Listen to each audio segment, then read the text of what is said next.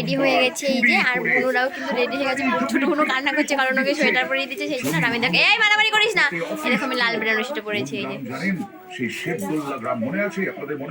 এবং এদিকে ট্রাই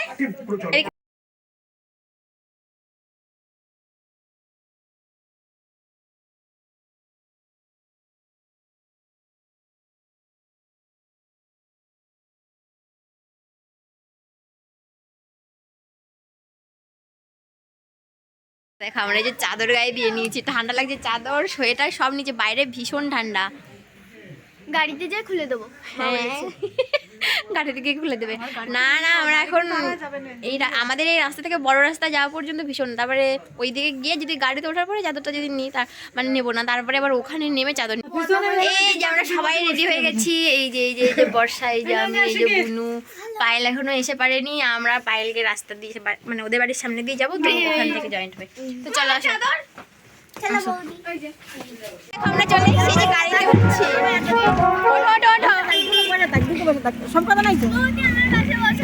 হ্যাঁ হ্যাঁ চল চল, আমরা সব গাড়িতে বসে পড়েছি। এই যে পায়েল, বর্ষা, তারপরে দুই বুনু, আর এই যে দাঁড়া ঠিক আছে আমার ব্যাগ খালি আছে। আমরা গাড়িতে উঠে গেছি।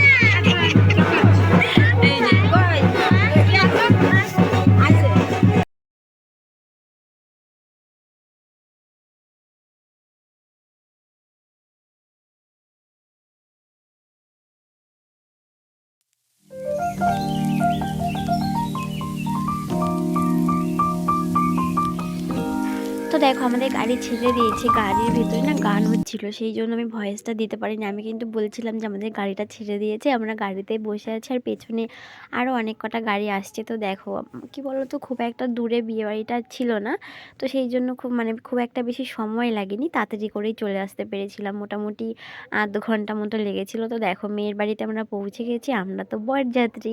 তো দেখো আমরা মেয়ের বাড়িতে পৌঁছে গেছি। এখানে কিন্তু প্রচুর লোক এসেছিলো, আমরাই এসেছিলাম বরযাত্রী, আমরা এসেছিলাম 60 জন মতো, ঠিক আছে।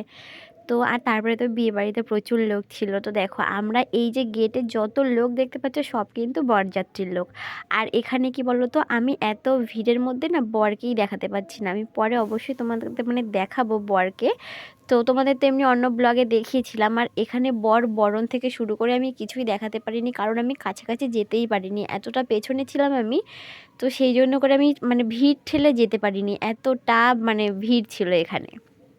তো দেখো এখানে বরণ করা হয়ে গেছে, ওই যে বর দেখা যাচ্ছে অল্প একটু একটু। তো দেখো এখানে না কন্যাযাত্রী বলছি কেন, মেয়ের বাড়ির লোকেরা না প্রচুর মানে গেট ধরেছিল, মানে ঢুকতেই দেবে না টাকা না দিলে, এরকম একটা ব্যাপার ছিল। তো মানে কি বলবো, এখানে খুব মানে কথাবার্তা চলছিল যে টাকা দিতেই হবে, এরা বলছিল যে কিছু মানে এরকম একটা প্রবলেম হচ্ছিল। তো সেই জন্য, আর সত্যি কথা বলতে এত ঠান্ডা পড়েছিল ওই দিনকে, তো অনেক কষ্ট করে ভিড় ঠেলে ভেতরে এসেছি। তো দেখো ভেতরে এসছি, কি ফাইনালি ভেতরে যাবো, মানে এরকম একটা ব্যাপার। দেখো এখনও গেটের মানে বাইরেই দাঁড়িয়ে আছি, ভেতরে আসতে পারিনি। তো দেখো এবার আস্তে আস্তে করে আমরা কিন্তু বরযাত্রীরা সব ঢুকছি গেট থেকে, মানে যত লোক দেখতে পাচ্ছ সব কিন্তু আমরা বরযাত্রী, ঠিক আছে।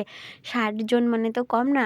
এখানে কন্যাযাত্রীরাও কিছু ছিল, মানে মেয়ের বাড়ির লোকেরাও ছিল, তো বেশিরভাগই মানে বরযাত্রী। তো দেখো আমরা সব আস্তে আস্তে যাচ্ছি, এবারে তোমাদের অবশ্যই দেখাবো, মানে কনেকে অবশ্যই দেখাবো। তো দেখো এই যে লাস্টে, একদম লাস্টে দেখতে পাচ্ছ আমি এন্ট্রি নিচ্ছি, মানে এত পেছনে পড়ে গেছিলাম।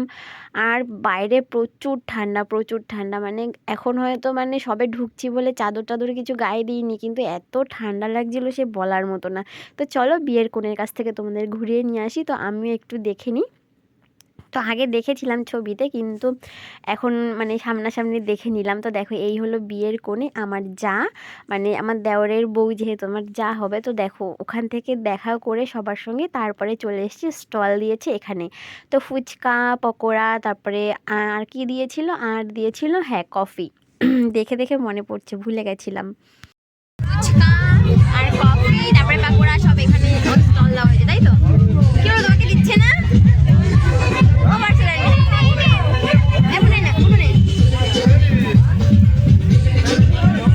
যখন ভিডিওটা করছিলাম না তখন কিন্তু কথা বলছিলাম, কিন্তু সাইডে যে গান চলছিল সেগুলো আমার একদম খেয়াল ছিল না। তো পরে যখন এডিট করছি ভিডিওটা তখন মানে এত জোর গান বাজছিল, তো ভাবলাম যে গানগুলো তোমাদের সঙ্গে শেয়ার করতে পারলে ভালো হতো, কিন্তু কিছু করার নেই, করতে পারছি না। তো দেখো এখানে ওরা সব পাকোড়া ফুচকা এসব খাচ্ছিল। ফুচকাটা খাইনি কারণ ফুচকার ওখানে প্রচুর ভিড় ছিল, আমরা মানে পকোড়াটা নিয়েই চলে এসেছিলাম।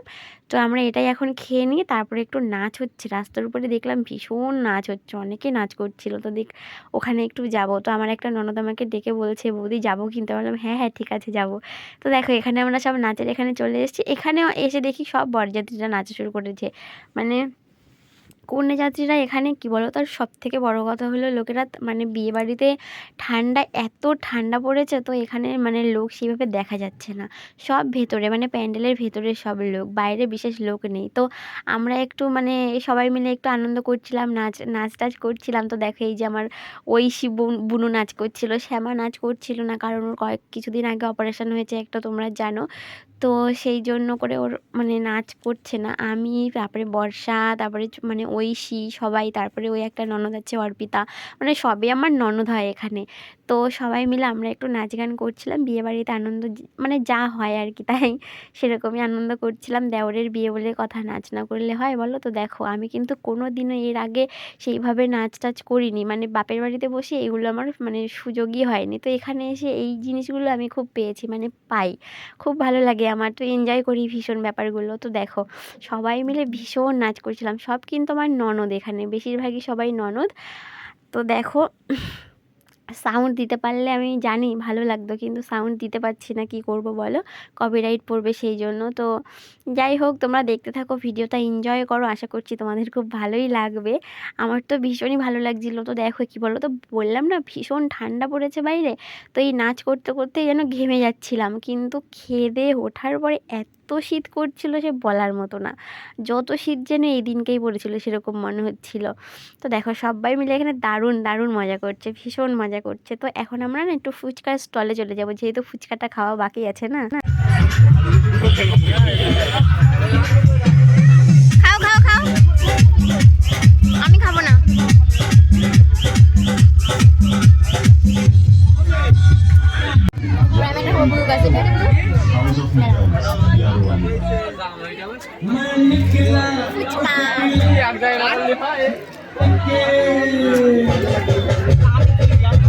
ভিডিওর শুরুতেই যখন মানে তোমাদের বলেছিলাম যে অবশ্যই বরকে তোমাদের দেখাবো, বর কনেকে, তো দেখো এই যে আমার দেওর এরই বিয়ে হচ্ছে, তোমাদের তো আগের ব্লগে দেখিয়েছিলাম। তো ওই মানে যখন আমরা আসছি তখন তো তোমাদের দেখাতে পারিনি, তো সেই জন্য তোমাদের একটু বিয়েটাও দেখিয়ে দিলাম। কি বলো তো, এখানে মানে বিয়ে হচ্ছে, এখানেও প্রচুর ভিড়, সেই জন্য প্রথমের দিকে আমি আসতে পারি না। দেখো আমরা ফাইনালি খেতে বসেছি, এই যে পায়ে আর সামনের দিকে বুনুরা আছে, এই যে। তো এই যে আমরা এখন খেতে বসেছি, তো খেয়ে দিয়ে নিয়ে তারপরে আবার তোমাদের মানে বেরিয়ে তারপরে আমরা বাড়ি চলে যাবো। এখন 10টা বেজে গেছে, 10:30টার বেশি বেজে গেছে। পায়েল আর আমি এই যে বসেছি।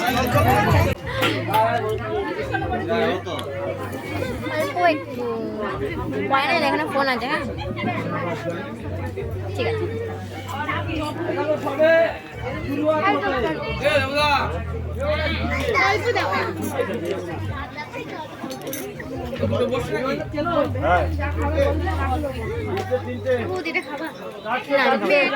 বেগুন আমি খাবো না গো, ফেলে দেবো আমি।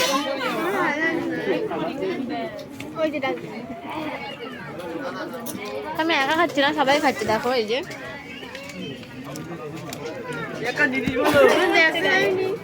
দেখাসনি, দেখাইনি, এই যে সবাই খাচ্ছে। পাইলে আমার পাশে বসছে না, আমি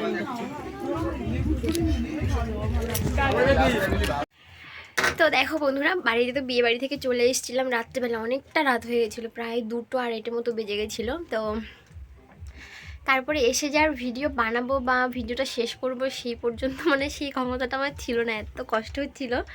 তো দেখো এই যে বিয়ের বেনারসিটা যেটা আমি পরে গেছিলাম, সেই বেনারসিটা মানে আমি কিচ্ছু গোছাই নিয়ে এসে রাত্রেবেলা শুধু মানে চেঞ্জ করে শুয়ে পড়েছিলাম, মানে মেকআপ টেকআপ আমি কিচ্ছু তুলিনি, যা যে এইটুকু সেরেছিলাম কিছুই না, শুধু গয়নাগুলো খুলে রেখে চেনটা পরা ছিল। দেখো শাখা টাকাগুলো এখনও পরে আছে, যেহেতু বউ ভাত আছে। আর এইদিকে দেখো আমি ঘর কিচ্ছুই গোছাইনি এতক্ষণ, এই যে বিছানা কাঁথা সমস্ত সব, এইদিকে ব্যাগ সব কিছু মানে এলোমেলো হয়ে গেছে। আর তার মধ্যে আরেকটা খারাপ খবর হলো গিয়ে যে আংটিটা আমার হারিয়ে গেছে, সেটা আমি এখনও পাইনি। সারা মানে পুরো ঘর আমি তন্ন তন্ন করে খুঁজলাম, কোথাও আমি পেলাম না আংটিটা, জানি না কোথায় আছে। তো আদৌ ঘরে আছে কিনা তাও জানি না, কোথাও পড়ে টরে গেছে কিনা আমি কিছুই বলতে পারছি না, কারণ আমি রেখেছিলাম এই বিছানাতে, এখানে রেখেছিলাম এখানটায়। আমি যেহেতু ঘুমাই, ঘুমানোর সময় খুলে মানে মেহেন্দিটা পরছিলাম যখন, তখন এই যে হাতের আয়স্তিটা এই যে এইটা, আর এমনি যে নর্মাল পলাটা পরি সেটা পরে মানে খুলে, আর আংটিটা, এই তিনটে জিনিস খুলে আমি একই জায়গায় রেখেছিলাম। এই দুটো জিনিস আমি পেয়েছি, কিন্তু আংটিটা আর পাইনি। তুমি জানি না কোথায় আছে, মানে পুরো ঘর খুঁজলাম, এই খাটের নিচটি যত যেখানে ছিল সমস্ত সব খুঁজলাম, আমি কোথাও পেলাম না।